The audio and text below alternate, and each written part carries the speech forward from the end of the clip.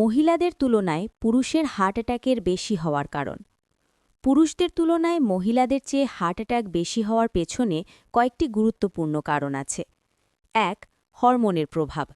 মহিলাদের শরীরে ইস্ট্রোজেন নামের হরমোন থাকে, যা হার্টকে সুরক্ষা দেয়।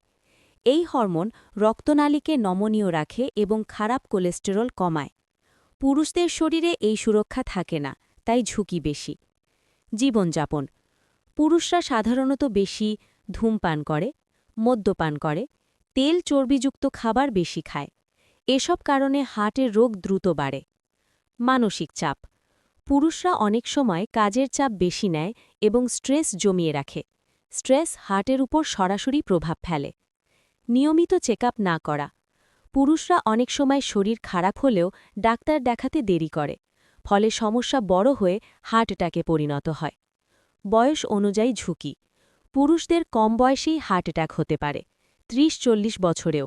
মহিলাদের ক্ষেত্রে সাধারণত মেনোপজের পর ঝুঁকি বাড়ে। শরীরের ফ্যাট জমার ধরন। পুরুষদের পেটে ভুঁড়ি বেশি চর্বি জমে। এটাকে বেলি ফ্যাট বলা হয়, যা হার্টের জন্য খুব ক্ষতিকর। পুরুষদের মধ্যে হরমোনের সুরক্ষা কম, প্লাস খারাপ লাইফস্টাইল, প্লাস স্ট্রেস বেশি, তাই হার্ট অ্যাটাকের ঝুঁকি বেশি।